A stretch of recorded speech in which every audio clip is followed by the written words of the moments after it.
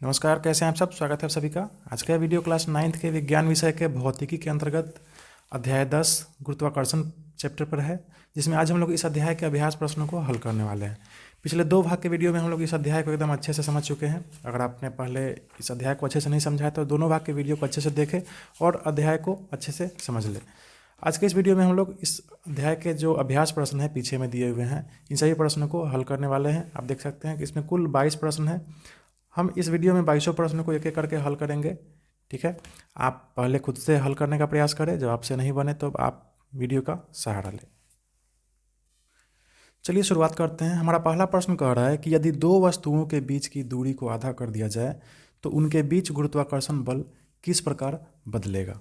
तो इस प्रश्न को हल करने के लिए सबसे पहले आपको अपने किताब के पेज नंबर 48 पर देखना होगा। यहाँ पे गुरुत्वाकर्षण के सार्वत्रिक नियम के अनुसार आप पढ़ चुके हैं पीछे कि दोनों पिंडों के बीच लगने वाला बल जो है उनके द्रव्यमानों के गुणनफल के समानुपाती होता है। ठीक, और दोनों पिंडों के बीच लगने वाला बल जो है उनके बीच की दूरी के वर्ग के व्युत्क्रमानुपाती होता है।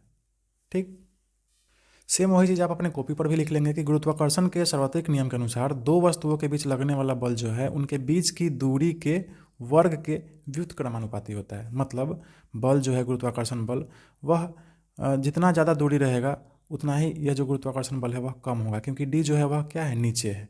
ठीक, तो अब प्रश्न आपका यह पूछ रहा है कि वस्तुओं के बीच दूरी को अगर हम आधा कर देंगे तो क्या होगा। ठीक, तो अगर आप आधा कर देंगे तो एफ जो है यह 1/, यह पहले डी है, आप इसको क्या कर दिए, आधा कर दिए। ठीक, तो आधा कर देंगे तो क्या हो जाएगा, 1/2 हो जाएगा।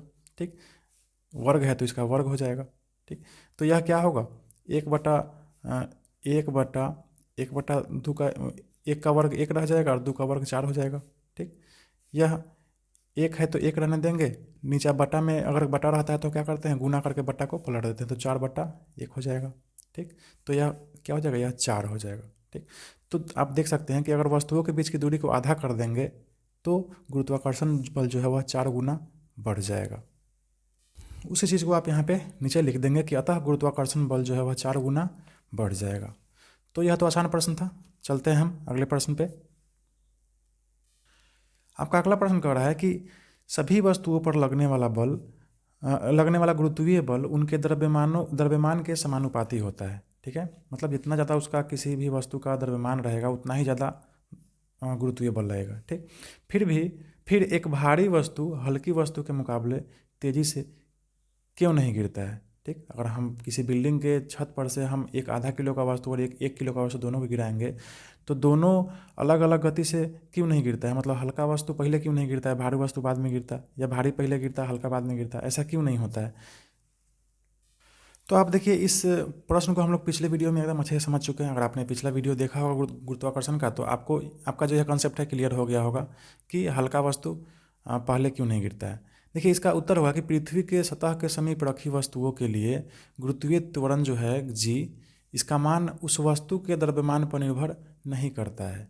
ठीक है, यानी आप किसी बिल्डिंग के छत पर से कोई 2 वस्तु गिराते हैं, एक आधे किलो का और एक 1 किलो का या फिर 5 किलो का। ठीक है, तो इस पर निर्भर नहीं करता है कि वह वस्तु 5 किलो का है या 1 किलो का है, वह या कितना भी किलो का है, वह सब जितना भी वस्तु का गिराएंगे सब एक समान गति से, एक समान त्वरण से नीचे गिरेगा। ठीक है, वही कह रहा है कि इसलिए हल्की या भारी वस्तु दोनों एक साथ गिरेंगी। क्यों, क्योंकि उस वस्तु का द्रव्यमान जो है उस पर निर्भर नहीं रहता है गुरुत्वीय त्वरण। गुरुत्वीय त्वरण बराबर क्या होता है, G/m/r², यही सूत्र है। और यह m किसका है, तो पृथ्वी का मान है, पृथ्वी के द्रव्यमान का मान है। ठीक, अगर हम किसी दूसरे ग्रह पर हम जी को नापेंगे, जैसे चांद पर चले गए तो चांद का यहाँ पर द्रव्यमान लिखाएगा। ठीक है, जिस वस्तु को चांद पर हम गिरा रहे हैं उस वस्तु से कोई लेना देना नहीं है, वह कितना किलो का है, कितना द्रव्यमान है उसका। ठीक है, यहाँ देखिए पृथ्वी का जो गुरुत्वीय त्वरण है जी, इसका मान 9.8 मीटर प्रति सेकंड स्क्वायर है। ठीक है, यानी कोई भी चीज़ अगर आप गिराते हैं किसी भी बिल्डिंग पर से कितना भी किलो का वस्तु तो वह इसी त्वरण से नीचे गिरेगा। ठीक है, दूसरा कोई त्वरण इसका हो ही नहीं सकता है। ठीक है, तो ऐसा आपको यह प्रश्न समझ में आ गया होगा। चलते हैं अगले प्रश्न 3 नंबर पे। पृथ्वी तथा उसकी सतह पर रखी किसी 1 किलो की वस्तु के बीच गुरुत्वीय बल का परिमाण क्या होगा। पृथ्वी का द्रव्यमान आपको दिया हुआ है इतना 10 गुने 10 का पावर 24 किलो, और पृथ्वी की त्रिज्या दिया है 6.4 गुने 10 का पावर 6 मीटर। ठीक है, तो ये तो कैलकुलेटिव प्रश्न है, इसमें आपको सूत्र पर रख के कैलकुलेट करना पड़ेगा। देखते हैं कैसे होगा। अब देखिए, इस तरह के प्रश्न में थोड़ा सा गणना करना पड़ता है, इसलिए आप घबराएंगे नहीं। देखिए, सबसे पहले तो देखिए वस्तु का द्रव्यमान जो है वह दिया हुआ है कि कितना किलो का वस्तु है, तो 1 किलो का है। पृथ्वी का द्रव्यमान m जो है वह 6 गुने 10 का पावर 24 किलो दिया हुआ है। पृथ्वी का जो त्रिज्या है r 6.4 गुने 10 का पावर 6 मीटर दिया है। और g का जो मान होता है वह सब जगह बराबर होता है 6.7 गुने 10 का पावर -11 न्यूटन मीटर स्क्वायर बटा kg स्क्वायर। ठीक है, यह g का मान है। ठीक है, यह हर जगह एक समान होगा। अब देखिए, गुरुत्वीय बल का जो सूत्र है वह क्या है, g इंटू बड़ा m इंटू छोटा m। बड़ा m मतलब पृथ्वी का द्रव्यमान हो जाएगा, और छोटा m मतलब जो वस्तु का है, जो वस्तु के बीच हम गुरुत्वीय बल निकाल रहे हैं वो छोटा सा वस्तु का द्रव्यमान हो जाएगा, बटा r स्क्वायर मतलब जो पृथ्वी का त्रिज्या है उसको मान लेंगे हम। ठीक, देखिए g का मान क्या हो जाएगा, इतना। ठीक है, बड़ा m यानी पृथ्वी का द्रव्यमान 6 गुने 10 का पावर 24, छोटा m का मान 1 किलो का है तो 1 रहने देंगे, और नीचे r स्क्वायर है तो त्रिज्या जो है पृथ्वी का इतना, इसको हम स्क्वायर कर देंगे। ठीक है, अब देखिए यहाँ पे 6.7 गुने 10 का पावर -11 है। ठीक है, तो हम इस 10 का पावर -11 को जब नीचे करेंगे तो यह क्या हो जाएगा, 10 का पावर 11। ठीक है, इतना गुने 1 इतना ही रह जाएगा, बट देखिए इसका वर्ग है तो 6.4 गुने 6.4 कर देंगे, और 10 का पावर 6 है तो इसका वर्ग हो जाएगा 10 का पावर 12। ठीक है, अब देखिए 10 का पावर 12 से यह कट जाएगा 10 का पावर 24, कितना मरतबे, 10 का पावर 12 मरतबे। ठीक है, 24 में से 12 घट जाएगा, आपको तो पता ही होगा। ठीक, घातांक वाला सूत्र। अब फिर देखिए यहाँ 10 का पावर 11 है तो इसे भी यह कट जाएगा 10 का पावर 11, तो यह सीधा हो जाएगा 10। ठीक, यहाँ देखिए दशमलव यहाँ हट जाएगा तो यहाँ भी दशमलव हट जाएगा, और यहाँ दशमलव इसको हटाएंगे तो ऊपर में हमको एक और शून्य से गुना करना पड़ेगा। ठीक है, तो ऊपर में क्या हो गया हमारा 100 हो गया, यहाँ नीचे हो गया 64, यहाँ 64, ठीक है, यहाँ 67, यहाँ 6। ठीक, अब देखिए 4 से यह कट जाएगा 25 मरतबे, 25 चौका 100, और 4 से यह कट जाएगा 4 दूना 8, और 4 छक नहीं 4 एक कहीं 4, और 4 छक 24, 16 मरतबे कट गया। ठीक है, अब देखिए यह 2 से कट जाएगा, 2 तिहाई 6, और 2 अट्ठे 16। ठीक, अब आप इसको आराम से जो बच गया इसको एक जगह लिख दीजिए, यहाँ 67 है तो 67 रहने देंगे। ठीक, गुने देखिए यहाँ पर 3 बचा है और यहाँ 25 बचा है तो 25 तिहाई 75 बटा, यहाँ कुछ भी नहीं बचा है और यहाँ देखिए 64 बचा है तो 64 गुने, यहाँ कुछ भी नहीं, यहाँ 8 बचा है, 8 हो गया।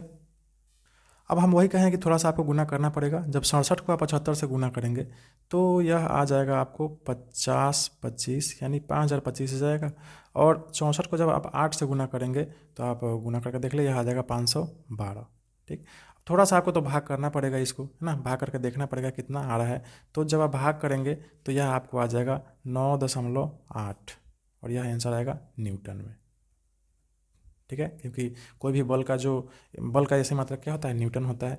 तो हम 1 किलो का वस्तु और पृथ्वी के बीच का जो गुरुत्वाकर्षण बल है उसको नापेंगे तो कितना आएगा, 9.8 न्यूटन हो गया। 4 नंबर प्रश्न में देखिए कह रहा है कि पृथ्वी तथा चंद्रमा एक दूसरे को गुरुत्वीय बल से आकर्षित करते ही हैं। ठीक है, क्या पृथ्वी जिस बल से चंद्रमा को आकर्षित करती है वह बल उस बल से जिससे चंद्रमा पृथ्वी को आकर्षित करता है बड़ा है या छोटा है या बराबर है। ठीक है, यानी पृथ्वी और चंद्रमा के बीच का जो गुरुत्वाकर्षण बल है वो क्या पृथ्वी और चंद्रमा के लिए अलग अलग है या दोनों बराबर है, यही पूछ रहा है आपसे। तो इसका एकदम सिंपल सा उत्तर होगा, देखिए गुरुत्वाकर्षण के सार्वत्रिक नियम के अनुसार दो वस्तु एक समान बल से एक दूसरे को विपरीत दिशा में क्या करते हैं, आकर्षित करते हैं। ठीक है, कोई दो गो वस्तु है, एगो ई मान लीजिए ई 5 किलो का वस्तु है, और ई मान लीजिए ई जो वस्तु है 1 किलो का वस्तु है। ठीक है, तो ये दोनों एक दूसरे को एक समान बल से आकर्षित करते हैं। ठीक है, इस दोनों के बीच अगर आप बल को ज्ञात करना होगा आपको, गुरुत्वाकर्षण बल को, तो उसका एक ही सूत्र है G into M1 into M2 बटा आर स्क्वायर, दूसरा कोई सूत्र नहीं है। इसका भी गुरुत्वाकर्षण इसी से निकलेगा, इसका भी गुरुत्वाकर्षण बल इसी से निकलेगा। तो जाहिर सी बात है गुरुत्वाकर्षण बल जो है वह एक समान होगा। ठीक है, अतः पृथ्वी तथा चंद्रमा के बीच का जो गुरुत्वाकर्षण बल जो है वह दोनों पर एक समान लागू होगा। ठीक है, ऐसा थोड़ी है कि इसका गुरुत्वाकर्षण बल अलग निकल जाएगा, इसका अलग निकल जाएगा। ठीक है, दोनों पर तो यही सूत्र काम करेगा। ठीक है, यहाँ पर 5 किलो जो द्रव्यमान है यहाँ डालना होगा, 1 किलो द्रव्यमान जो है यहाँ डालना होगा। ठीक, तो आशा है आपको समझ में आ गया होगा कि दो वस्तुओं के बीच का जो गुरुत्वाकर्षण बल है वो हमेशा एक समान होता है। अगला प्रश्न है आपका 5 नंबर कि यदि चंद्रमा पृथ्वी को आकर्षित करता है तो पृथ्वी चंद्रमा की ओर गति क्यों नहीं करती। ठीक है, बड़ा अच्छा प्रश्न, चलिए इसको देखते हैं। इसके उत्तर में आप लिखेंगे कि चंद्रमा पृथ्वी को आकर्षित करता है। ठीक है, चंद्रमा जो है वह पृथ्वी को आकर्षित करता है, परंतु पृथ्वी जो है चंद्रमा की ओर गति नहीं करती, क्योंकि चंद्रमा का जो द्रव्यमान है वह पृथ्वी की तुलना में काफ़ी कम है। ठीक, और फिर आप न्यूटन्स सेकेंड लॉ में आप पढ़ चुके हैं, क्या होता है, F बराबर एम ए, यानी बल बराबर होता है द्रव्यमान और त्वरण का गुणनफल होता है। ठीक, तो अगर आप ए को एक तरफ कर देंगे, ए बराबर क्या हो जाएगा, F बटा एम हो जाएगा।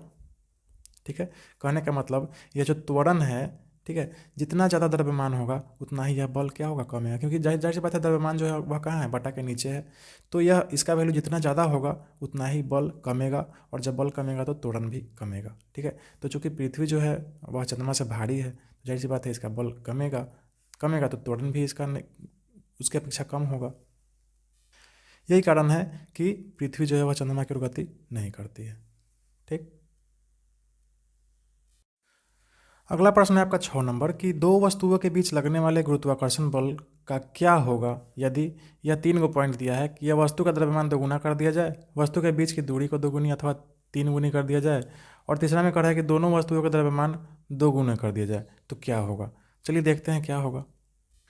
सबसे पहले तो 1 नंबर में कह रहा है कि एक वस्तु का द्रव्यमान को 2 गुना कर देंगे तो गुरुत्वाकर्षण बल पर क्या प्रभाव पड़ेगा। तो गुरुत्वाकर्षण बल F बराबर क्या होता है, G इंटू बड़का एम बटा छोटका एम, बड़का एम गुने छोटका एम बटा d², यानी दोनों वस्तुओं का जो द्रव्यमान है वह यहाँ पे गुना होता है और बटा दोनों के बीच का जो दूरी है उसका वर्ग होता है।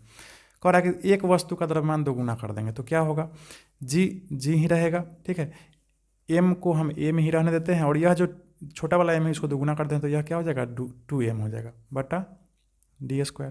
ठीक, अब हम इसको बराबर करेंगे तो देखिए यह 2 गुना में है और यहाँ जी भी गुना में है, तो इस 2 को हम आराम से बाहर निकाल सकते हैं। ठीक है, अंदर में क्या बच गया, जी इंटू एम बड़ा एम इंटू छोटा एम बटा d²। ठीक है, तो गुरुत्वाकर्षण बल का जो सूत्र है यह वही रह गया, क्या बाहर निकल गया, 2। ठीक है, तो अगर एक वस्तु का द्रव्यमान 2 गुना करेंगे तो गुरुत्वाकर्षण बल कितना बढ़ जाएगा, 2 गुना बढ़ जाएगा। तो वही चीज़ हम यहाँ पे लिख देंगे कि अतः गुरुत्वाकर्षण बल जो है वह क्या कितना होगा, 2 गुना बढ़ेगा। ठीक है, 2 नंबर में कह रहा है कि वस्तुओं के बीच दूरी को अगर हम 2 गुना या 3 गुना कर देंगे तो क्या होगा। तो बल बराबर क्या होता है, जी इंटू बड़का एम गुने छोटका एम बटा d²। तो अब देखिए दूरी क्या है, दूरी नीचे वाला है, अगर हम इसको 2 गुना करेंगे तो क्या होगा, देखिए यह जी तो जी ही रह जाएगा, पहले वस्तु का द्रव्यमान m रह जाएगा, दूसरे वस्तु का द्रव्यमान छोटा m बटा इसको 2 गुना कर दिए तो यह क्या हो जाएगा, 2d² हो जाएगा।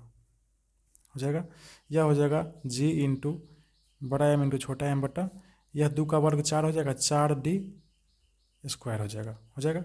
अब देखिए इस 4 को अगर हम बाहर निकालेंगे तो 1/4 हो जाएगा, क्योंकि देखिए सब गुना में है, और अंदर में क्या रह जाएगा, g इंटू बड़ा m इंटू छोटा m बटा d²। ठीक है, तो देखिए जो गुरुत्वाकर्षण बल का जो सूत्र था वही यहाँ रह जाएगा, एक्स्ट्रा क्या आ गया आपका 1/4। ठीक है, तो अगर आप वस्तुओं के बीच की दूरी को 2 गुना करेंगे तो उसका जो गुरुत्वाकर्षण बल है वह 4 गुना घट जाएगा, यानी 1/4 हो जाएगा। और अगर 3 गुना करेंगे तो 3 का स्क्वायर 9 हो जाएगा, यानी 1/9 गुना घट जाएगा। ठीक, उसी को हम नीचे लिख देंगे कि अतः गुरुत्वाकर्षण बल का जो मान है वह 1/4, या अगर 2 गुना करेंगे तो 1/4 और 3 गुना करेंगे तो 1/9 हो जाएगा। ठीक है, अब तीसरे नंबर में कह रहा है कि दोनों वस्तुओं का अगर द्रव्यमान को हम 2 गुना कर दे तो क्या होगा। तो बल बराबर तो वही होगा, जी इंटू बड़ा एम इंटू छोटा एम बटा d²। ठीक, अब 2 गुना करने पर क्या होगा, जी तो जी ही रहेगा, यह जो बड़ा एम है यह 2 गुना करने पर 2m हो जाएगा, और यह छोटा एम भी 2 गुना करने पर 2m हो जाएगा बटा d²। ठीक है, 2 दूना 4 हो जाएगा, यानी g इंटू 4 इंटू बड़ा एम इंटू छोटा एम बटा d²। अब यहाँ ध्यान से देखिए यह 4 जो है ऊपर में यह क्या हो जाएगा, बाहर निकल जाएगा। ठीक है, और अंदर में आपका रह जाएगा g इंटू बड़ा एम इंटू छोटा एम बटा d²। गुरुत्वाकर्षण बल का जो सूत्र है वह वही रह गया, एक्स्ट्रा क्या बढ़ गया आपका 4। तो उसको हम नीचे भी लिख देंगे कि अतः गुरुत्वाकर्षण बल का जो मान है वह 4 गुना हो जाएगा अगर दोनों वस्तुओं का द्रव्यमान हम 2 गुना कर देंगे तो। ठीक है, तो ऐसा आपको यह प्रश्न समझ में आ गया होगा, 6 नंबर प्रश्न। अब चलते हैं आपके अगले प्रश्न 7 नंबर पे। कह रहा है कि गुरुत्वाकर्षण के सार्वत्रिक नियम के क्या महत्व है। तो अगर महत्व को आपको जानना है तो पिछले वीडियो में हम आपको बता ही चुके हैं, आपके किताब में अच्छे से यहाँ पे देखिए दिया है पेज नंबर 149 पे, ठीक है। देखिए गुरुत्वाकर्षण के सार्वत्रिक नियम का महत्व। आप यहाँ से लिखेंगे इसका आंसर कि गुरुत्वाकर्षण का सार्वत्रिक नियम अनेक ऐसी परिघटनाओं की सफलतापूर्वक व्याख्या करता है जो असंबद्ध मानी जाती थी, ठीक है। पहला है इसे हमें पृथ्वी से बांधे रखने वाला बल को व्याख्या करता है, ठीक है। दूसरा है पृथ्वी के चारों ओर चंद्रमा की गति कैसे होती है इसकी व्याख्या करता है, और सूर्य के चारों ओर ग्रहों की गति की व्याख्या करता है, और चंद्रमा तथा सूर्य के कारण ज्वार भाटा जो समुद्र में आता है इसका व्याख्या करता है, ठीक है। तो गुरुत्वाकर्षण के सार्वत्रिक नियम के यही सब महत्व है, आप इसको यहाँ से लिख सकते हैं, ठीक है। आपको दिख लीजिए पेज नंबर 149 पे है, ठीक है। 4 बिंदु है, आप चारों बिंदु को नोट कर लेंगे, काम खत्म। इसके बाद आपका अगला प्रश्न है 8 नंबर कि मुक्त पतन का त्वरण क्या है। तो छोटा सा इसका उत्तर है, आप पढ़ ही चुके हैं कि मुक्त रूप से गिरती वस्तुओं पर गुरुत्वीय बल के कारण त्वरण उत्पन्न होता है जिसे गुरुत्वीय त्वरण कहा जाता है, ठीक है। इसे जी से निर्दिष्ट किया जाता है, छोटा जी से, ठीक। और छोटा जी का मान कितना होता है 9.8 मीटर प्रति सेकेंड स्क्वायर। यानी पृथ्वी पर कोई भी वस्तु मुक्त रूप से ऊपर से गिरेगा तो वह इसी त्वरण के साथ नीचे गिरेगा, ठीक है, चाहे वो कितना भी वजन का हो, हल्का हो या भारी हो, ठीक है। तो यह इसका उत्तर हो जाएगा। आपका अगला प्रश्न है 9 नंबर कि पृथ्वी तथा किसी वस्तु के बीच गुरुत्वीय बल को हम क्या कहेंगे। तो देखिए आप पढ़ चुके हैं कि पृथ्वी तथा किसी वस्तु के बीच जो गुरुत्वीय बल होगा उसको हम उस वस्तु का भार कहते हैं, ठीक है। आप एक छोटा सा लाइन में लिख सकते हैं कि इसका कि पृथ्वी तथा किसी वस्तु के बीच गुरुत्वीय बल को उस वस्तु का भार कहते हैं। हो गया, काम खत्म। चलिए अगला प्रश्न है 10 नंबर। इसमें कह रहा है कि देखिए एक व्यक्ति ए अपने मित्र के निर्देश पर ध्रुवों पर कुछ ग्राम सोना खरीदता है। वह इस सोने को विश्वत प्रीत पर अपने मित्र को दे देता है। क्या उसका मित्र खरीदे हुए सोने के भार से संतुष्ट होगा? यदि नहीं तो क्यों? ठीक है, पहले प्रश्न को समझिए। देखिए प्रश्न में कह रहा है जैसे आपका यह पृथ्वी है, ठीक है। प्रश्न में कह रहा है कि कोई लड़का है ए जो यहाँ ध्रुव से, देखिए आपका जो पृथ्वी है वह ठीक इसी प्रकार का थोड़ा सा चपटा, पूर्ण से गोला नहीं, थोड़ा सा चपटा है, ठीक है, बीच में उथला हुआ है। और बीच वाला जो रेखा है पृथ्वी के बीच बीच से जो गुजरती है उसको विषुवत वृत्त कहते हैं, और यहाँ ऊपर और नीचे इसको ध्रुव कहते हैं। या उत्तरी ध्रुव है, नीचे दक्षिणी ध्रुव। तो कोई लड़का ए है जो ध्रुव या तो यहाँ से या यहाँ से सोना खरीदता है, और यहाँ सोना खरीद के ला के यहाँ अपने मित्र को देता है, ठीक है। तो जितना सोना का वजन यहाँ होगा उतना ही उस सोना का वजन यहाँ भी होगा? नहीं होगा, क्योंकि ध्रुव पर जी का मान जो है वह ज़्यादा होता है, ठीक है। यहाँ भी जी का मान जो है वह क्या होगा? ज़्यादा होगा। और विषुवत वृत्त पर जी का मान जो होता है वह कम होता है। कम इसलिए होता है क्योंकि यह देखिए विषुवत वृत्त के पास देखिए थोड़ा सा केंद्र से इसका दूरी ज़्यादा है, ठीक है। ध्रुव के पास जो इसका केंद्र से दूरी जो है वह थोड़ा सा कम है, ठीक। इसलिए जी का मान जो है वह ध्रुव पर ज़्यादा होता है और विषुवत वृत्त पर कम होता है। जाहिर सी बात है जी का मान जब यहाँ कम होगा तो भार जो है वह यहाँ से अगर मान लीजिए 1 किलो का है तो यहाँ आते आते वह 900 कुछ ग्राम का हो जाएगा, ठीक। तो अब आप इसके उत्तर में अच्छे से लिख सकते हैं कि चूंकि हम जानते हैं कि ध्रुवों पर जी का मान विषुवत वृत्त की अपेक्षा अधिक होता है, अभी आपने समझा, ठीक है। इसलिए ए द्वारा ध्रुवों पर खरीदा गया सोना का भार जितना होगा विषुवत वृत्त पर लाते लाते क्या हो जाएगा? उसका भार जो है वह घट जाएगा। और जब घट जाएगा तो अतः उसका मित्र जो है वह सोना का कम भार के कारण संतुष्ट नहीं होगा। वो तो कहेगा हाँ तो तुमको बोले थे 1 किलो लाने के लिए, और यहाँ वह नाप रहा है तो कितना हो रहा है? 900 कुछ ग्राम हो रहा है, ठीक। तो वह संतुष्ट नहीं होगा। आप इतना उत्तर लिख सकते हैं, ठीक। अगले प्रश्न में चलते हैं 11 नंबर। एक कागज की सीट उसी प्रकार की सीट को मरोड़ कर बनाई गई गेंद से धीमी क्यों गिरती है? पहले तो प्रश्न को समझिए। प्रश्न में कह रहा है कि वो कागज का सीट है, कागज ऐसा ही होता है, ठीक है, और इसी को मोड़ चमोड़ के क्या बना दिया है? ऐसा गोला गेंद बना दिया है, ठीक है। दोनों को अगर हम नीचे गिराएंगे तो कागज़ का सीट धीमे गिरता है, गेंद जल्दी से गिर जाएगा। क्यों? देखिए क्योंकि इसका कागज़ का सीट का जो क्षेत्रफल है वह ज़्यादा है, तो जाहिर सी बात है इसको वायु प्रतिरोध ज़्यादा मिलेगा। इसका क्षेत्रफल कम है तो वायु प्रतिरोध इसको कम मिलेगा, इसलिए यह जल्दी जाएगा और यह धीरे धीरे जाएगा, ठीक।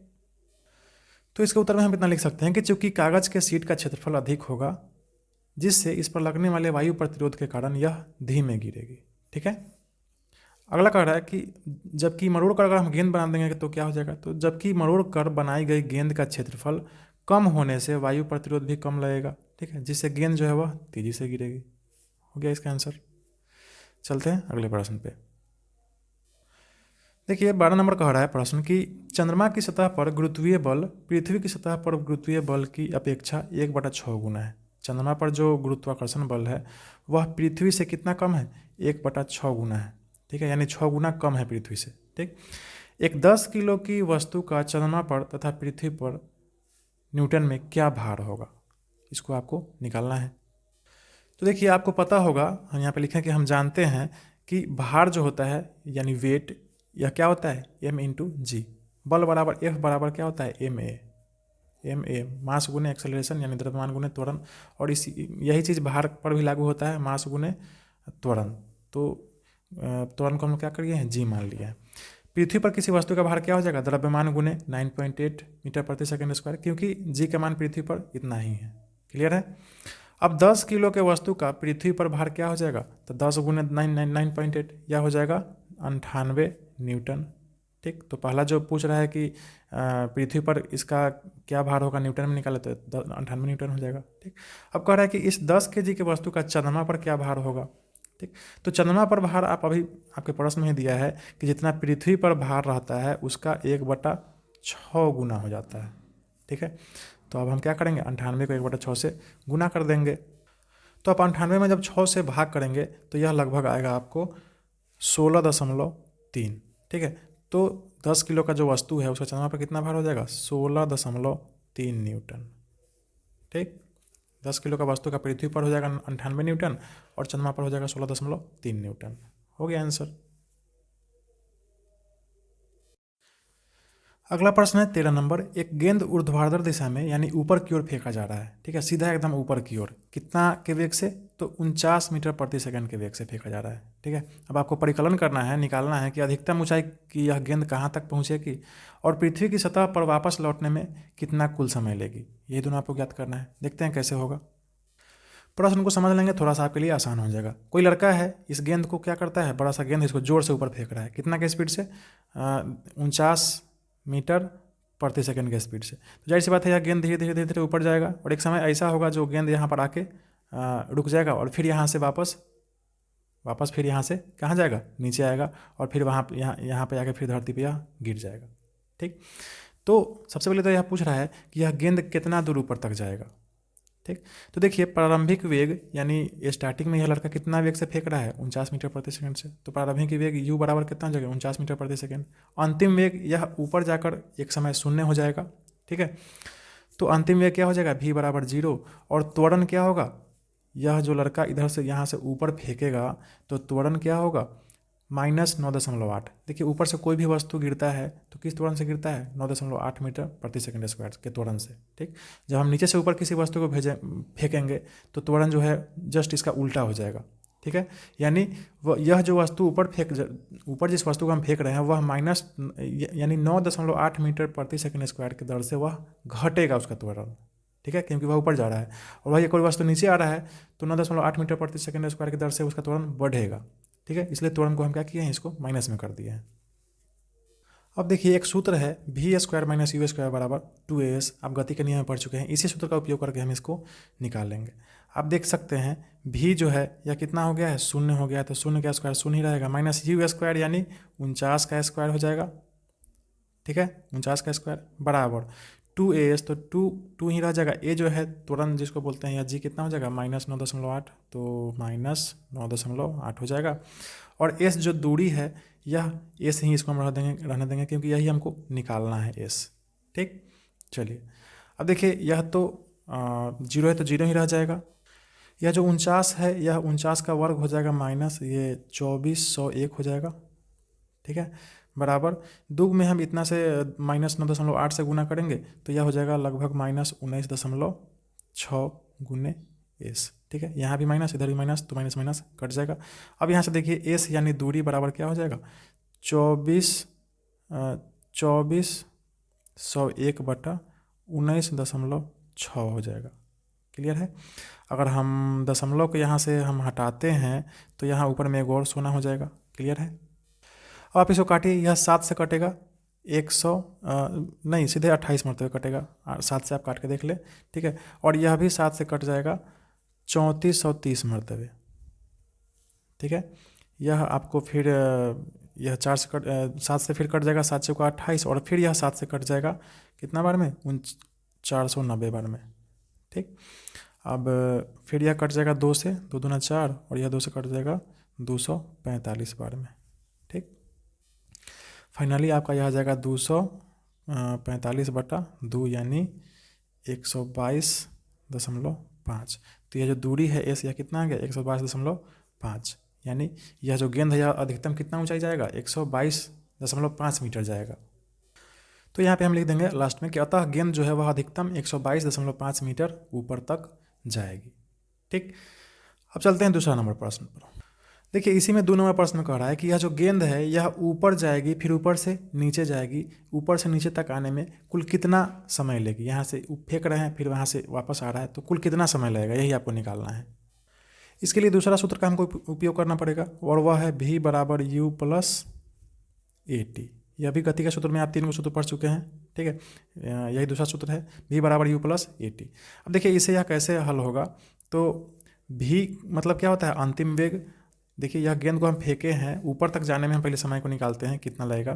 तो गेंद को हम फेंके हैं, तो लास्ट एक समय आया है जहाँ पर यह जाकर क्या हो गया, 0 हो गया है। तो v क्या हो जाएगा 0 बराबर u कितना वेग से फेंके हैं, तो 49 मीटर प्रति सेकंड के स्क्वायर से, ठीक है, नहीं 49 मीटर प्रति सेकंड के दर से हम ऊपर फेंके हैं, ठीक, प्लस a त्वरण क्या है, तो त्वरण हो जाएगा -9.8,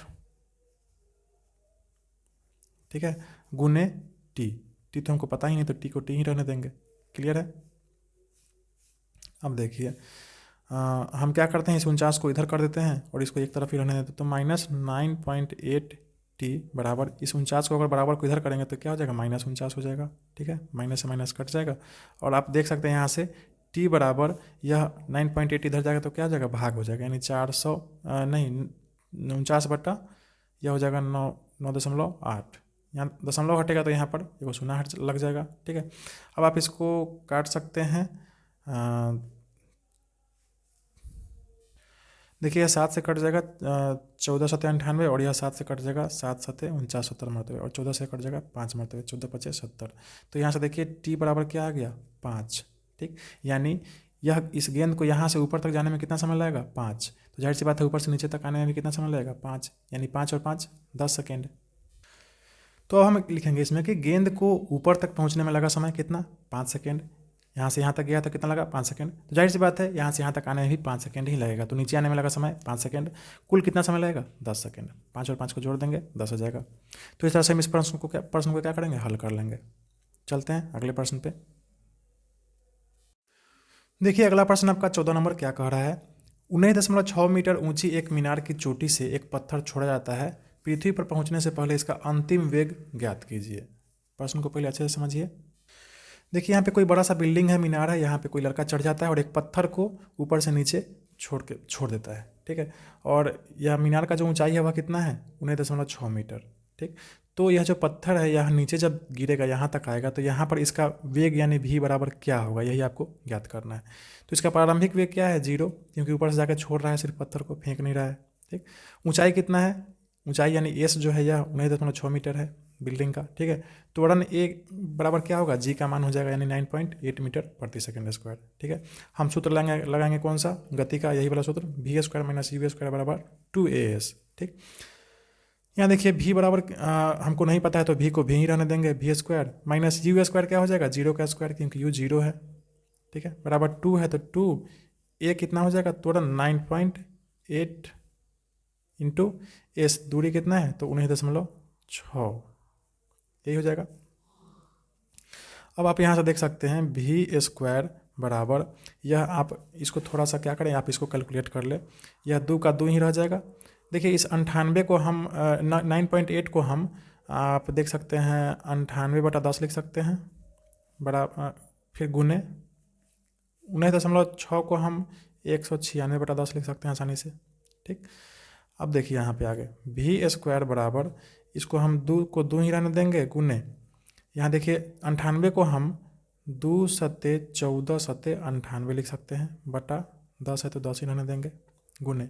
देखिए 196 को हम क्या लिख सकते हैं, इस 196 को आप लिख सकते हैं 2 दूना 4 सत्ते 28 और 28 सत्ते 196 होता है, ठीक, बटा 10 हो गया। अब आसानी से आपका इसका वर्गमूल ज्ञात हो जाएगा। भी बराबर क्या हो जाएगा, इसका अंडर रूट, ठीक, यानी भी बराबर हो जाएगा जितना भी जोड़ा है सब में से एगो जोड़ा निकल जाएगा। यानी देखिए यहाँ पे 2 को 2 है तो एगो 2 निकल जाएगा, 2 को 7 है तो एगो 7, 2 को 2 है तो एगो 2, 2 को 7 है तो एगो 7 बटा, यहाँ देखिए एगो 10 है, यहाँ 2 को 10 है तो एगो 10 निकल जाएगा, ठीक है। आप इसको आराम से गुना कर लीजिए, 7 सत्ते 49 और 2 दूना यह हो जाएगा 4, तो 49 गुने 4 क्या हो जाएगा 196 बटा नीचे 10 है तो 10, यह हो जाएगा 19.6 आ गया। यह 19.6 क्या आया, यह मीटर प्रति सेकेंड इसका भी आया, यानी अंतिम वेग आया। इस पत्थर को यहाँ से छोड़ेंगे तो यहाँ पर ज़मीन पर पहुँचने से जस्ट पहले इसका जो वेग होगा, अंतिम वेग यानी भी कितना होगा 19.6 मीटर प्रति सेकेंड। फाइनली हम लास्ट में लिख देंगे कि अतः पृथ्वी पर पहुँचने से पहले इसका अंतिम वेग कितना होगा 19.6 मीटर प्रति सेकेंड। क्लियर है, तो इस तरह से इसको हम हल कर लेंगे। चलते हैं अगले प्रश्न पे। चलते हैं अगले प्रश्न 15 नंबर पे। कह रहा है कोई पत्थर ऊर्ध्वाधर दिशा में ऊपर की ओर 40 मीटर प्रति सेकंड के प्रारंभिक वेग से फेंका गया है और जी यानी गुरुत्वीय त्वरण का मान आपको 10 मीटर प्रति सेकंड स्क्वायर लेना है, ठीक है। लेते हुए ग्राफ की सहायता से पत्थर द्वारा पहुंची अधिकतम ऊंचाई ज्ञात कीजिए। नेट विस्थापन तथा पत्थर द्वारा चली गई कुल दूरी भी आपको ज्ञात करना है। पहले तो आपको प्रश्न को समझना होगा। और देखिए प्रश्न में यही कह रहा है कि कोई पत्थर है जिसको 40 मीटर प्रति सेकंड की दर से ऊपर फेंका गया है, ठीक है। अब जाहिर सी बात है किसी पत्थर को हम ऊपर फेंकेंगे तो ऊपर तो ज़्यादा जाएगा नहीं, है ना। एक समय आएगा जहाँ पर इसका भी 0 हो जाएगा, फिर यहाँ से यह क्या हो जाएगा नीचे गिरने लगेगा, तो वापस फिर यहाँ पर नीचे यह गिर जाएगा, ठीक। आपको प्रश्न में यही याद करना है कि यह पत्थर जो है यह कितना ऊँचाई तक ऊपर जाएगा, ठीक है, और इसका विस्थापन क्या होगा और कुल कितना दूरी यह तय करेगा, यही ज्ञात करना है। तो देखिए इसका प्रारंभिक वेग u 40 मीटर प्रति सेकंड हो गया, क्योंकि इतना ही दर से यह ऊपर फेंका जा रहा है, ठीक। अंतिम वेग भी एक समय आएगा जहाँ पर ऊपर जाकर यह पत्थर क्या हो जाएगा, इसका वेग 0 हो जाएगा, ठीक। गुरुत्वीय त्वरण जो है जाहिर सी बात है जब हम ऊपर फेंक रहे हैं तो गुरुत्वीय त्वरण नीचे की तरफ लगेगा, ठीक, तो उल्टा लगेगा, यानी -10 मीटर प्रति सेकंड स्क्वायर हो जाएगा। हमको निकालना है अधिकतम दूरी, और यहाँ पे हम सूत्र लगाएंगे गति वाला, v square minus you square बराबर 2as। अब देखिए यहाँ पे v यहाँ पे क्या है 0 है तो 0 ही रहने देंगे, 0 का स्क्वायर माइनस u कितना है 40 मीटर प्रति सेकंड स्क्वायर प्रति सेकंड, तो 40 रहने देंगे, 40 का स्क्वायर कर देंगे, ठीक है, बराबर 2 है तो 2 a कितना हो जाएगा त्वरण -10 गुने -10, s कितना है नहीं पता है तो हम इसको s ही रहने देंगे, ठीक है। यह हो जाएगा -4 चौका 16 100 बराबर, यह माइनस हो जाएगा 2 दहिया के 20 s, ठीक है, माइनस से माइनस कट जाएगा, एगो सोना से एगो सोना कट जाएगा, 2 से कट जाएगा यह 80 बार में, ठीक। यहाँ देखिए s बराबर क्या आ गया हमारा 80 मीटर आ गया, यानी यह जो पत्थर है यह कितना दूरी ऊपर तक जाएगा तो 80 मीटर ऊंचा तक जाएगा। तो आगे हम यहाँ पे लिख देंगे कि पत्थर द्वारा अधिकतम ऊंचाई कितना जाएगा 80 मीटर, ठीक है। अब पूछ रहा है आपसे कि दूसरे नंबर में कि नेट विस्थापन क्या होगा, ठीक। तो विस्थापन आपको पता है प्रारंभिक अवस्था घटाओ अंतिम अवस्था होता है, यानी अगर कोई वस्तु यहाँ से चल के जा रहा है और वापस यहीं पे आ जा रहा है तो इसका विस्थापन क्या हो जाएगा 0 हो जाएगा, ठीक है, यह तो आप जानते ही हैं। यानी यहाँ से हम किसी वस्तु को फेंक रहे हैं और वापस यहीं पर आके गिर जा रहा है तो विस्थापन क्या हो जाएगा 0, ठीक, तो 0 हो जाएगा विस्थापन। अब तीसरे नंबर में पूछ रहा है कि पत्थर द्वारा तय की गई कुल दूरी, पत्थर कितना दूरी तय करेगा। तो देखिए अधिकतम ऊंचाई कितना है 80 मीटर, यानी 80 मीटर जा रहा है, फिर यहाँ ऊपर से 80 मीटर नीचे आएगा, ठीक है, तो 80 मीटर ऊपर जा रहा है 80 मीटर नीचे आ रहा है, तो कुल कितना दूरी तय कर रहा है 80 और 80 160 मीटर, तो यहाँ पे हो जाएगा 80 + 80 बराबर 160 मीटर आंसर, ठीक है। तो इस तरह से इसको हम क्या करेंगे हल कर लेंगे। चलते हैं हम अगले प्रश्न 16 नंबर पे। कह रहा है कि पृथ्वी तथा सूर्य के बीच गुरुत्वाकर्षण बल का परिकलन कीजिए। दिया है पृथ्वी का द्रव्यमान दिया है, सूर्य का द्रव्यमान दिया है और दोनों के बीच का जो औसत दूरी है वह भी दिया है। तो देखते हैं कैसे इसका हम गुरुत्वाकर्षण बल दोनों के बीच का ज्ञात करेंगे। देखिए प्रश्न आसान है, सूत्र पे बनने वाला है, बस आपको गुना भाग करना होगा थोड़ा सा इसमें। पृथ्वी का द्रव्यमान छोटा m दिया है 6 गुने 10 का पावर 24 किलो, सूर्य का द्रव्यमान यानी बड़ा m दिया है 2 गुने 10 का पावर 30 किलो, ठीक है। दूरी दोनों के बीच का दिया है 1.5 × 10⁻11 मीटर, ठीक है 11 मीटर, और g का मान तो हर जगह एक ही होता है 6.12 12G का मान 6.67 गुना 10 का पावर -11। क्लियर है। गुरुत्वाकर्षण बल F बराबर क्या होगा, G इंटू 12m इंटू छोटा m बटा दोनों के बीच का दूरी का स्क्वायर। तो G का मान तो इतना हम रख देंगे, ठीक है। 12m यानी सूर्य का द्रव्यमान 2 गुना 10 का पावर 30, पृथ्वी का द्रव्यमान 6 गुना 10 का पावर 24 बटे d स्क्वायर है, दोनों के बीच का दूरी इतना है, तो इसका हम क्या करेंगे, वर्ग कर देंगे। क्लियर है। तो देखिए अब हम क्या करेंगे, इसको 6.67 को ऊपर रहने देंगे और 10 का पावर -11 है तो इसको नीचे कर देंगे, तो क्या हो जाएगा, 10 का पावर 11 हो जाएगा। हम क्या किए हैं, 2 गुने 6 12 कर दिए हैं और 10 का पावर 30 गुने 10 का पावर 24, या दोनों पावर जुड़ जाएगा, 10 का पावर 54 हो जाएगा। ठीक है। देखिए इसका वर्ग है तो 1.5 का वर्ग हो जाएगा 2.25, ठीक है। और 10 का पावर 11 का वर्ग हो जाएगा 10 का पावर 11 दूना 22। ठीक। देखिए 10 का पावर 22 से यह 10 का पावर 54 कटेगा तो 54 में से 22 घट जाएगा, तो यह हो जाएगा 10 का पावर कितना, 32 हो जाएगा। ठीक है। 10 का पावर 11 से यह कटेगा तो 32 में से 11 घट जाएगा, तो यह हो जाएगा 10 का पावर 32 में से 11 क्या 21, 10 का पावर 21 हो गया। ठीक। देखिए यहाँ दशमलव है, हट जाएगा, यहाँ भी दशमलव हट जाएगा, क्योंकि दशमलव के बाद 2 अंक है, यहाँ भी दशमलव के बाद 2 अंक है, दशमलव को आसानी से हम हटा सकते हैं। ठीक। देखिए यह 12 3 से कट जाएगा, 3 चौका 12 और यह 3 से कट जाएगा 75 बार में। अब तो कोई कटने वाला मेरी समझ से नहीं है। तो देखिए यहाँ पे ऊपर में आपका क्या हो जाएगा, ऊपर में हो जाएगा 667 गुने 4 गुने 10 का पावर 21 बटा, नीचे में हो जाएगा आपका 75 है तो 75 ही इसको हम रहने देंगे। ठीक है। अब देखिए आप क्या करेंगे, 667 को 4 से जब गुना करेंगे तो यह हो जाएगा 2668, ठीक है, बटा 75 हो जाएगा, गुने 10 का पावर 21 है तो 10 का पावर 21 को हम इसको रहने देंगे। अब देखिए 2668 में जब हम 75 से भाग करेंगे तो आपको तो थोड़ा सा भाग करना पड़ेगा। ठीक है। यह आ जाएगा आपको 35.57 गुने 10 का पावर 21 न्यूटन। यह क्या हो जाएगा, पृथ्वी और सूर्य के बीच का गुरुत्वाकर्षण बल। आशा आपको समझ में आ गया होगा। हम इसी तरह इसका करेंगे, इसको गणना कर लेंगे इसका। चलते हैं अगले प्रश्न पे। अगला प्रश्न देखिए 17 नंबर है कि कोई पत्थर 100 मीटर ऊंची किसी मीनार की चोटी से गिराया गया और उसी समय कोई दूसरा पत्थर 25 मीटर प्रति सेकंड के वेग से ऊर्ध्वाधर दिशा में ऊपर की ओर फेंका गया है। ठीक है। परिकलन कीजिए कि दोनों पत्थर कब और कहाँ मिलेंगे। पहले तो प्रश्न को आपको समझना पड़ेगा और आप प्रश्न को समझिए। प्रश्न में कह रहा है कि कोई एक बड़ा सा मीनार है जो कि जिसका ऊंचाई कितना है, 100 मीटर है। ठीक है। एक लड़का इस पर एक चढ़ के क्या कर रहा है, एक पत्थर को नीचे गिरा रहा है और नीचे से एक दूसरा लड़का है जो पत्थर बी को ऊपर फेंक रहा है, कितना के वेग से, 25 मीटर प्रति सेकंड के वेग से ऊपर फेंक रहा है। ठीक है। तो एक समय आएगा जब यह पत्थर और यह पत्थर दोनों एक जगह, यह पत्थर भी यहाँ रहेगा और यह पत्थर भी यहाँ रहेगा। ठीक है। यह ए हो रहेगा और यह बी रहेगा, यह दोनों एक जगह पे क्या हो जाएगा, मिल जाएगा। ठीक है। तो वही पूछ रहा है कि यह दोनों पत्थर एक जगह कहाँ मिलेगा और कितने समय में मिलेगा। ठीक। अब देखिए यह जो प्रश्न है आपको इस सूत्र से बनेगा, गति का यह सूत्र S बराबर ut plus half at square से। ठीक है। अब देखिए दोनों पत्थर के बारे में थोड़ा सा जान लीजिए। यह जो A ऊपर से नीचे गिराया जा रहा है तो जाहिर सी बात है इस A का जो U होगा, यह U क्या होगा, इसका 0 होगा, क्योंकि 0 से यह नीचे गिराया जा रहा है। ठीक। अच्छा, यह जो A है इसका त्वरण जो होगा यानी A, यह क्या होगा, यह आप इसको 10 मान सकते हैं। ठीक है। त्वरण जो है वह 9.8 नहीं बल्कि 10 मानना है, तो यह 10 हो जाएगा, यह प्लस में हो जाएगा 10 मीटर प्रति सेकंड स्क्वायर। ठीक। लेकिन B के लिए स्थिति थोड़ा सा बदल जाएगा। B का जो प्रारंभिक वेग है यानी U क्या हो जाएगा, 25 मीटर प्रति सेकंड, क्योंकि यह 25 मीटर प्रति सेकंड के दर से यह फेंका जा रहा है। ठीक है। और B के लिए जो त्वरण होगा A, यह इसका उल्टा हो जाएगा। इसका ऊपर से नीचे गिर रहा था 10 मीटर प्रति सेकंड, नीचे से ऊपर जा रहा है तो -10 मीटर प्रति सेकंड होगा। क्लियर है। यानी A के लिए प्रारंभिक वेग 0 होगा और त्वरण क्या होगा, 10 मीटर प्रति सेकंड स्क्वायर, और B के लिए प्रारंभिक वेग 25 मीटर प्रति सेकंड के दर से फेंका जा रहा है और इसका जो त्वरण होगा यह चूंकि ऊपर फेंक रहा है तो त्वरण नीचे की तरफ लगेगा, यानी माइनस में जाएगा, -10 मीटर प्रति सेकंड हो गया। अब देखिए हम A के लिए निकालेंगे। S यानी दूरी जो है यह A द्वारा तय दूरी क्या हो जाएगा, U इसका क्या है, 0 है, तो U 0t plus half A इसका हो जाएगा 10, तो 10 कर देंगे और t स्क्वायर है तो t स्क्वायर ही रहने देंगे। ठीक है।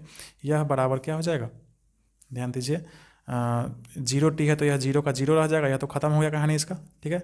और देखिए यह 2 से कट जाएगा 5 बार में तो 5t स्क्वायर हो जाएगा, 5t स्क्वायर, यानी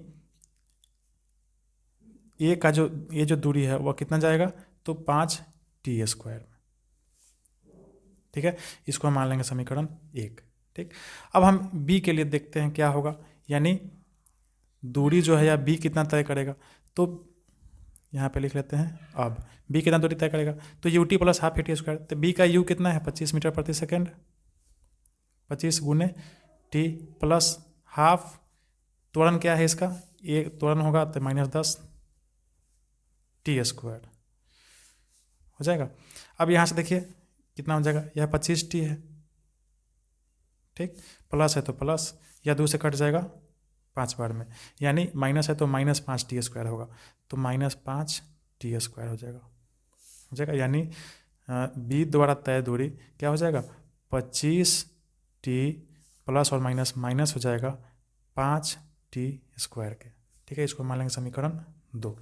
ठीक, अब आप ध्यान से देखिए, यहाँ से यहाँ तक का कुल दूरी कितना है, 100 मीटर, यानी ऊपर से यह गेंद नीचे गिर रहा है और यह बी ऊपर जा रहा है, तो एक जगह जहाँ पे मिलेगा वह कुल दूरी तो ये 100 मीटर ही होगा ना, यानी बी यहाँ से यहाँ तक मान लीजिए x गया, ठीक है, और यह यहाँ से यहाँ तक y आया, ठीक है, तो x + y बराबर क्या होगा, 100 मीटर होगा, क्योंकि इस मीनार का जो ऊंचाई कितना है, यह 100 मीटर है। ठीक, तो यह दूरी और यह दूरी दोनों मिलकर 100 नहीं हो जाएगा आसानी से। ठीक है, तो हम लिखेंगे कि दोनों समीकरण से हम दोनों समीकरण को जोड़ देंगे। देखिए यहाँ पे एस ए बराबर 5t² आया है और यहाँ बी द्वारा तय दूरी आया है 25t - 5t²। ठीक है, चूँकि दोनों मिलेगा कहाँ पे, यहाँ पे मिलेगा, और दोनों द्वारा तय दूरी का जो योग होगा वह 100 मीटर ही होगा। ठीक, क्योंकि यह यहाँ से यहाँ तक जा रहा है और यह यहाँ से यहाँ तक आ रहा है, और पूरा मीनार का ऊंचाई 100 मीटर है। तो देखिए एस ए यानी ए द्वारा तय दूरी और बी द्वारा तय दूरी का योग कितना होगा, 100 बराबर यहाँ 5t² जो है इसका, और यह दोनों क्या हुआ, जुट गया है, तो 5t² और -5t² क्या हो जाएगा, कट के 0 हो जाएगा, यानी 25t हो जाएगा। ठीक है, अब देखिए यहाँ से 25 से कट जाएगा 4 बार में। ठीक है, यानी t बराबर क्या आ गया, 4 सेकेंड। कहने का मतलब है कि यह पत्थर और यह पत्थर दोनों कितना देर के बाद मिलेगा, तो 4 सेकेंड के बाद मिलेगा। अब हमको दूरी निकालना है कहाँ पर दोनों मिलेगा, तो हम समीकरण 1 में t बराबर 4 रखेंगे, t बराबर 4 अभी आया है ना, 4 सेकेंड, इसको हम रखेंगे कहाँ, समीकरण 1 यानी इसमें रखेंगे। ठीक है, तो a द्वारा तय की गई दूरी जो है यह कितना है, 5t² बराबर 5 गुने t कितना है, 4। ठीक है, तो 4 का स्क्वायर हो जाएगा बराबर 5 गुने 4 का स्क्वायर 16 हो जाएगा, बराबर 16 × 5 = 80 मीटर हो जाएगा। ठीक है, यानी यह दोनों गेंद जो है यह 80 मीटर पर 80 मीटर नीचे यहाँ से, ठीक है, 80 मीटर नीचे मिलेगा 4 सेकेंड के बाद।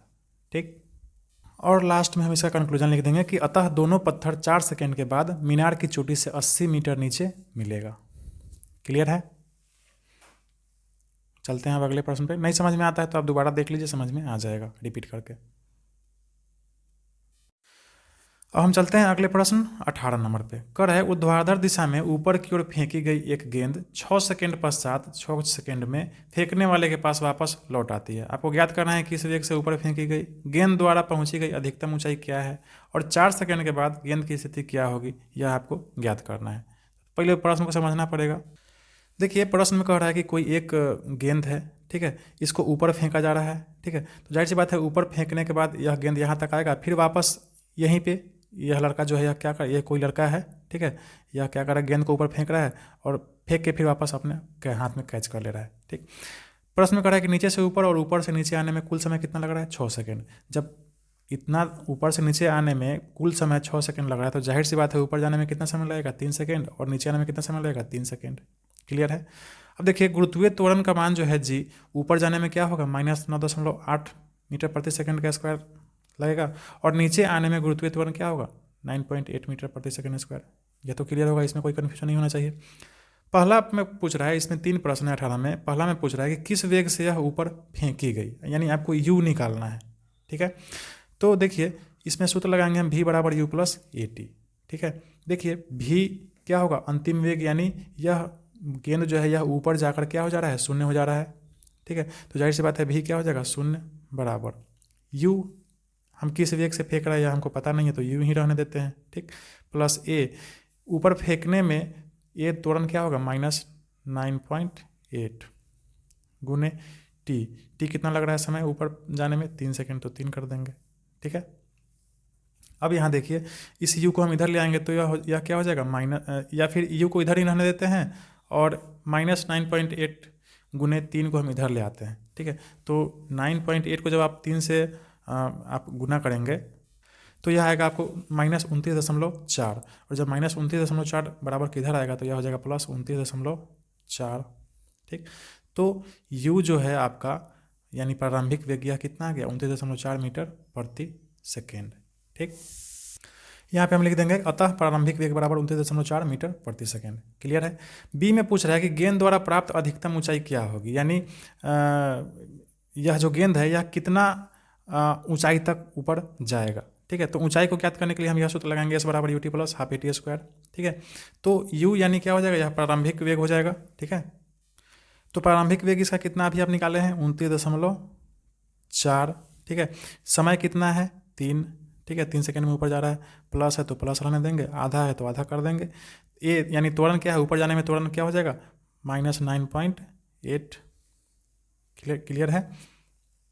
इसके बाद देखिए टी स्क्वायर है तो गुने 3 का स्क्वायर क्या हो जाएगा 9 हो जाएगा। ठीक है, 3 3 9। आगे देखिए 29.4 को आप 3 से गुना करेंगे तो यह आपको हो जाएगा 88.2, प्लस है तो प्लस। ठीक है, आप इस 2 से आप इसको गुना करेंगे, भाग करेंगे 9.8 में, तो यह हो जाएगा आपको 4.9 आ जाएगा। ठीक है, तो यह हो जाएगा -4.9 गुने 3 तिहाई 9, यही आएगा। चलिए अभी देखिए एस बराबर यह क्या हो जाएगा 88.2 है तो रहने देंगे। देखिए प्लस है यहाँ माइनस है तो माइनस कर देंगे, और 4.9 को आप जब 9 से गुना करेंगे तो यह हो जाएगा आपको 44.1। ठीक है, अब आप 88.2 में से 44.1 को घटाएंगे तो आपको बचेगा 44.1 मीटर। तो यह जो गेंद है यह अधिकतम कितना ऊंचा जाएगा 44.1 मीटर। लास्ट में हम लिख देंगे कि अतः गेंद 44.1 मीटर ऊंचाई तक जाएगी। क्लियर है। अब देखिए सी नंबर प्रश्न में कह रहा है कि 4 सेकेंड के बाद गेंद की क्या स्थिति होगी। देखिए यह गेंद ऊपर जा रहा है और ऊपर से फिर नीचे आ रहा है, 3 सेकेंड में तो ऊपर जा रहा है। ठीक, तो 4 सेकेंड में यह जो 3 सेकेंड है यह तो ऊपर जाने में लगा देगा। ठीक, तो बच गया अगला 1 सेकेंड, तो ऊपर से यह नीचे आ रहा होगा और यहाँ पे यहाँ के आसपास में होगा। ठीक है, तो हमको 1 सेकेंड में निकालना है ना कि 1 सेकेंड में वह ऊपर से कितना नीचे आया रहेगा। ठीक, तो इसके लिए हम सूत्र लगाएंगे एस बराबर ut plus half A T square. ठीक है, u यानी ऊपर जब पहुंच चुका है गेंद 3 सेकेंड में, तो अगला चौथा सेकेंड में यह कहाँ तक आएगा, तो इसका ऊपर से नीचे आने में इसका प्रारंभिक वेग तो 0 हो जाएगा, क्योंकि ऊपर 0 हो चुका है तब यहाँ से यहाँ नीचे गिर रहा है, तो यह 0 हो जाएगा। 0 गुने टी प्लस हाफ हो जाएगा गुने ए। अब देखिए यहाँ पे ए त्वरण जो है यह 9.8 हो जाएगा। ठीक है, चूँकि ऊपर से नीचे गिर रहा है इसलिए 9.8 लगाएंगे हम, और टी 1 सेकेंड के बाद हमको ज्ञात करना है, तो 1 सेकेंड 1 ही सेकेंड रहने देंगे। 1 का स्क्वायर क्या हो जाएगा 1 ही रह जाएगा। ठीक, बराबर 0 गुने टी, यहाँ भी टी 1 ही लगेगा, तो 1 गुने 0 बराबर क्या हो जाएगा 0 ही हो जाएगा। तो ये तो खत्म हो गया कहानी। इसका आधा है, इसको हम 2 से काट देंगे तो यह हो जाएगा 4.9 मरतबे। ठीक है, और 1 का स्क्वायर 1 ही रह जाएगा, तो यह क्या हो जाएगा आपको 4.9 ही रह जाएगा। ठीक है, तो यह जो 4 सेकेंड के बाद जो गेंद की स्थिति होगी, तो पहला 3 सेकेंड में तो ऊपर जाएगा और अगला 1 सेकेंड में यह 4.9 मीटर नीचे रहेगा। ठीक, तो लास्ट में लिख देंगे कि अतः 4 सेकेंड बाद गेंद जो है यह 4.9 मीटर नीचे आ जाएगा। हो गया। इस तरह से हम क्या करेंगे, इसको हल कर लेंगे। नहीं समझ में आया तो आप इसको दोबारा रिपीट कर ले, आपको समझ में आ जाएगा। चलते हैं अगले प्रश्न पे। चलते हैं अगले प्रश्न 19 नंबर पे। कह रहा है कि किसी द्रव में डुबोई गई वस्तु पर उत्प्लावन बल किस दिशा में कार्य करता है। यानी पानी में अगर आप गेंद को ज़बरदस्ती नीचे पानी के बाल्टी भरे हुए बाल्टी के पानी में आप गेंद को नीचे सतह पर ले आकर छोड़ देंगे तो वह गेंद कहाँ जाएगा, ऊपर की तरफ भागेगा। ठीक है, तो उत्प्लावन बल जो होता है वह हमेशा ऊपर की दिशा में काम करता है। ठीक है, तो इसका बस एक लाइन का उत्तर हो जाएगा कि किसी द्रव में डुबोई गई वस्तु पर उत्प्लावन बल किस दिशा में कार्य करता है, तो ऊपर की दिशा में, ऊपर की दिशा में। हो गया। अगला प्रश्न है 20 नंबर कि पानी के भीतर किसी प्लास्टिक के गुटके को छोड़ने पर यह पानी की सतह पर क्यों आ जाता है? ऐसा इसलिए होता है क्योंकि चूंकि प्लास्टिक के गुटके का जो घनत्व होता है वह पानी के घनत्व से कम होता है। ठीक है, गुटके का जो घनत्व है वह पानी के घनत्व से क्या होता है? कम होता है, इसलिए पानी में इसे डुबाने पर उत्प्लावन बल के कारण ऊपर आ जाता है। क्लियर है? अगला प्रश्न है आपका, देखिए 21 नंबर कि 50 ग्राम के किसी पदार्थ का आयतन 20 सेंटीमीटर क्यूब है। यदि पानी का घनत्व 1 ग्राम प्रति सेंटीमीटर क्यूब हो तो पदार्थ तैरेगा या डूबेगा? आपको तो पता ही है कि अगर पानी के घनत्व से कोई पदार्थ कम होता है, ठीक है, पदार्थ का घनत्व कम होता है तो वह तैरेगा, और अगर उस पदार्थ का घनत्व पानी से ज़्यादा है तो वह डूब जाएगा। ठीक, तो हम क्या करेंगे, इस पदार्थ का जो घनत्व है वह घनत्व निकाल लेंगे। ठीक, घनत्व निकालने के लिए देखिए पदार्थ का द्रव्यमान दिया है 50 ग्राम और आयतन दिया है 20 सेंटीमीटर क्यूब। ठीक, तो घनत्व बराबर क्या होता है? द्रव्यमान बटा आयतन। इसका द्रव्यमान कितना है पदार्थ का? 50 ग्राम बटा आयतन कितना है? 20 सेंटीमीटर क्यूब। ठीक, यह 0 से 0 कट जाएगा और 5/2 हो जाएगा, यह 2.5 ग्राम प्रति सेंटीमीटर क्यूब। ठीक है, पदार्थ का घनत्व हो गया 2.5 ग्राम प्रति सेंटीमीटर क्यूब और पानी का घनत्व 1 ग्राम प्रति सेंटीमीटर क्यूब आपकी किताब में दिया हुआ है। ठीक, तो घनत्व ज़्यादा किसका होगा? पदार्थ का। ठीक है, तो यह पदार्थ पानी में डूबेगा या तैरेगा? जाहिर सी बात है, पानी के घनत्व से इसका घनत्व ज़्यादा है। ठीक है, तो यह पानी में डूब जाएगा। लास्ट में हम लिख भी देंगे कि पदार्थ का घनत्व पानी के घनत्व से ज़्यादा है, अतः पदार्थ जो है वह पानी में डूब जाएगा। क्लियर है? अगला प्रश्न देखिए, लास्ट प्रश्न है आपका 22 नंबर। कह रहा है कि 500 ग्राम के एक मोहर बंद पैकेट का आयतन 350 सेंटीमीटर क्यूब है, घन सेंटीमीटर है। पैकेट 1 ग्राम प्रति सेंटीमीटर क्यूब घनत्व वाले पानी में तैरेगा या डूबेगा? इस पैकेट द्वारा विस्थापित पानी का द्रव्यमान भी आपको ज्ञात करना है।